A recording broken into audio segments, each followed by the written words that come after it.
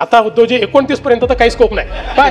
ऐका, आम्हाला तिकडे याचा स्कोप उरला नाही. 29 तुम्हाला इकडे याचा स्कोप आता विचार करता येईल, म्हणजे त्याचा विचार आपण वेगळ्या पद्धतीने करू. तर या गोष्टी थोड्या खेळीमेळीने झाल्या, त्यांच्या खेळीमेळीनेच घ्यायला पाहिजे. शिंदे साहेबांच्या नेतृत्वात आमचं सरकार आल्यानंतर छत्रपती संभाजीनगर हे नामकरण आम्ही केलं. नाही उद्धवजी, तुम्ही म्हणजे असं तुम्ही वाईट वाटून घेऊ नका, पण याला उशिरा आलेलं शहाणपण म्हणतात. त्यामुळे जाता जाता ठीक आहे, मग काय त्यांना माहिती नाही, तो नुसतं बाकाचं नाही, प्रसंग बडा बाका आहे. तुम्हाला इकडे येण्याचा स्कोप आहे, त्याचा विचार वेगळ्या पद्धतीने करता येईल अशी ऑफर मुख्यमंत्री देवेंद्र फडणवीस यांनी आता उद्धव ठाकरेंना दिली आहे. फडणवीस यांनी ही ऑफर दिली तेव्हा उपमुख्यमंत्री एकनाथ शिंदे यांच्या चेहऱ्यावरील भाव पाहण्यासारखे झाले होते.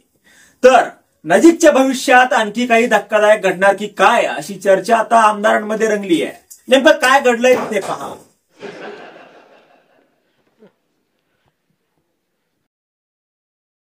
वंदे मातरम करता थोडी नाही 31 आंदोलनं ही त्या ठिकाणी अंबादासजींनी केली आणि संभाजीनगरच्या नामांतराकरता देखील त्यांनी अनेक आंदोलनं केलं. मला आनंद आहे की आमच्या शिंदे साहेबांच्या नेतृत्वात आमचं सरकार आल्यानंतर छत्रपती संभाजीनगर हे नामकरण आम्ही केलं. नाही उद्धवजी, नाही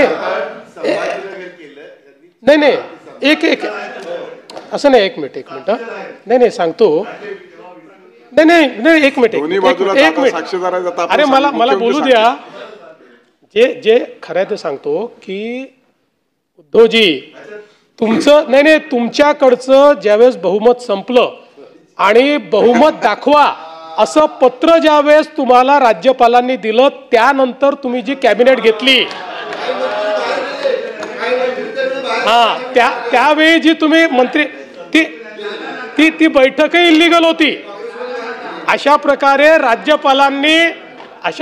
राज्यपालांनी आपल्याला पत्र दिल्यानंतर बहुमत नसताना अशी बैठक घेता येते. चला तरी तथापि तुम्ही म्हणजे असं तुम्ही वाईट वाटून घेऊ नका, पण याला उशिरा आलेलं शहाणपण म्हणतात. त्यामुळे जाता जाता तुम्ही, पण त्यानंतर ज्यावेळी पूर्ण बहुमत आम्ही सिद्ध केलं, ते बहुमत सिद्ध करून छत्रपती संभाजीनगरचा प्रस्ताव आम्ही मंजूर केला आणि तो केंद्र सरकारने देखील मंजूर केला. पण पुन्हा मी याच्यावर येतो की यातलं महत्त्वाचं आहे की याकरता आपण अनेक आंदोलनं केली, हे महत्त्वाचं आहे. म्हणजे सगळ्यांचं जे कॉन्ट्रीब्युशन आहे, खरं म्हणजे तर यात सर्वात मोठं कॉन्ट्रीब्युशन हे हिंदू हृदय सम्राट शिवसेना प्रमुख बाळासाहेब ठाकरेंचं आहे. कारण त्या संभाजीनगरच्या पहिल्या सभेमध्ये महापौर निवडून आल्यानंतर त्यांनी त्यावेळी घोषित केलं होतं की आजपासून याला संभाजीनगर हे नाव देण्यात येत आहे. त्यामुळे त्यांचं कॉन्ट्रीब्युशन आहे. त्यामुळे मला असं वाटतं की निश्चितपणे आपण एक महत्त्वाचं काम या ठिकाणी या संदर्भात केलं आहे. तुम्ही समाजशास्त्रामध्ये MA ची 3री पदवी घेतलेली आहे, म्हणजे 2री योगामध्ये, 3री समाजशास्त्रामध्ये. पण विधी शाखेचे मात्र 2च वर्ष तुम्ही पूर्ण केले. 3रं केलं असतं तर तुम्ही देखील वकिलांच्या रांगेमध्ये बसू शकला असतात.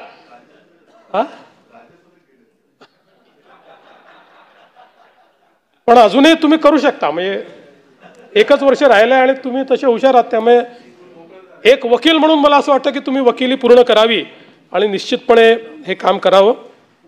मूळ यांचा पिंड हा अतिशय धार्मिक आहे. भागवत सप्ताह असेल, कावड यात्रा असेल, गणपती अथर्वशीर्ष पठण असेल, नवरात्र उत्सव असतील, यात सातत्याने आघाडीवर असलेले अंबादासजी हे आपल्याला या ठिकाणी पाहायला मिळतात. विरोधी पक्षनेता म्हणूनही अनेक प्रश्नांना त्यांनी वाचा फोडली. आणि आपल्याला माहिती आहे की शेवटी लोकशाहीमध्ये विरोधी पक्षनेतेपदाचं एक अनन्यसाधारण अशा प्रकारचं महत्त्व आहे. मी देखील काही काळ विरोधी पक्षनेता राहिलो आणि मी खालच्या सभागृहात सांगितलं की माझा तर जीवनातला जास्त काळ हा विरोधी पक्षात गेला आहे. म्हणजे माझी PhD विरोधी पक्षात कसं काम करायचं याच्यावर आहे. हे तर मी गेल्या 10 वर्षात शिकलो, शासनात कसं काम करायचं. त्याच्यामुळे मला असं वाटतं की निश्चितपणे एक विरोधी पक्षनेता म्हणून एक आपली प्रतिमा, आपलं नाव तयार करण्याचं काम अंबादासजींनी केलं. अनेक प्रश्नांवर कधी आक्रमक भूमिका घेत, कधी गौप्यस्फोट करत त्यांनी आपल्या परीनं या पदाला जो न्याय देता येईल तो न्याय देण्याचा प्रयत्न केला. आणि म्हणूनच म्हणजे मी जसं म्हणालो की या टर्मचं त्यांचं आता हा निरोप समारंभ आहे, पण आपल्या शुभेच्छा आहेत. त्यांनी पुन्हा या सभागृहात यावं, आल्यानंतर त्याच पदावर असावं असं काही नाही. मी असं म्हटल्यावर हे म्हणतील पळवापळवी करतात म्हणून. उद्धवजी, आता उद्धवजी 29 पर्यंत तर काही स्कोप नाही. ऐका, 29 पर्यंत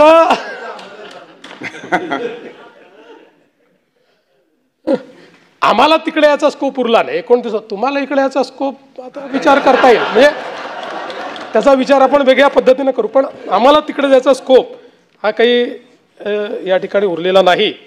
पण मला असं वाटतं की मी अंबादासजी कुठे असले तरी त्यांचा मूळ आत्मा हिंदुत्ववादी. त्याच्यामुळे मला हा विश्वास आहे की आजही आणि भविष्यातही हा जो काही विचार आहे, हा विचार ते सोडणार नाहीत. त्या विचाराच्या दिशेनंच सातत्याने ते या ठिकाणी काम करत राहतील. आता खरं म्हणजे पुढचे विरोधी पक्षनेते कोण असा प्रश्न देखील निर्माण होईल. आता तुम्ही सोडवाल तो प्रश्न, म्हणजे तुम्ही जे सांगाल ते आम्ही करू, काही अडचण नाही आहे. म्हणजे नाही असं आहे की दोन्हीकडचा जो काही आहे, आता इथे काय आहे की इथे हे सभापती ठरवतील ते होईल आणि खाली अध्यक्ष ठरवतील ते होईल. त्यामुळे जे तुम्ही ठरवाल आम्हाला ते मान्य असेल, सभापतींना मान्य असेल तर सभापती मान्य करतील. खाली पण आम्हाला मान्यच आहे तुम्ही जे म्हणाले ते, पण अध्यक्षांना ज्यावेळेस मान्य होईल त्यावेळी त्याचा निर्णय हा त्या ठिकाणी देखील होईल.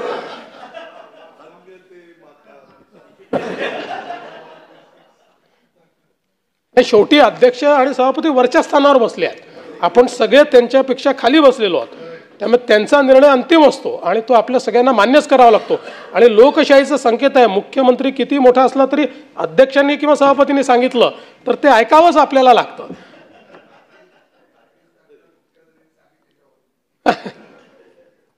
पण आता जरी या ठिकाणी विरोधी पक्षनेते पदाची टर्म आपली किंवा विधान परिषदेची टर्म आपली संपत असली तरी मला असं वाटतं की मोठी कारकीर्द अजून राजकारणातली आपली आहे. त्यामुळे मी आपल्याला शुभेच्छा देतो आणि भविष्यातही या सभागृहात, खालच्या सभागृहात, अजून कुठल्या सभागृहात जिथे संधी मिळेल त्या ठिकाणी आपण जरूर यावं आणि लोकहिताकरता जी काही कामं या ठिकाणी करता येतील ते आपण करावी. मी निश्चितपणे असं म्हणेन की या सभागृहातले आपले एक उत्तम सहकारी म्हणून अंबादासजींनी जे काही काम केलेलं आहे त्या कामाबद्दल मी त्यांचा गौरव या ठिकाणी करतो आणि त्यांना पुढच्या आयुष्याकरता शुभेच्छा देतो. माननीय उपमुख्यमंत्री अजितदादा पवार. माननीय सभापती महोदय, महाराष्ट्र विधान परिषदेचे सदस्य, 15 मिनिटात बैठक संपवून परत येतो.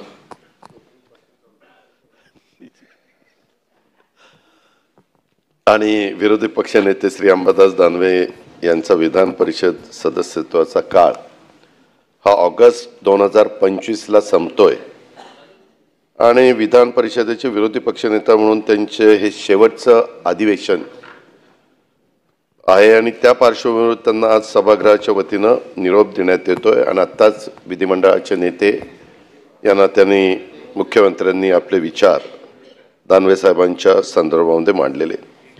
मी माझ्या वतीनं देखील, महायुतीच्या सरकारच्या वतीनं देखील त्यांनी सुरुवातीच्या कालावधीमध्ये विधान परिषद सदस्य म्हणून तसेच ऑगस्ट 2022 पासून विरोधी पक्षनेता म्हणून केलेल्या कामगिरीबद्दल समाधान व्यक्त करतो आणि त्यांचं सुरुवातीलाच मी मनापासून अभिनंदन करतो.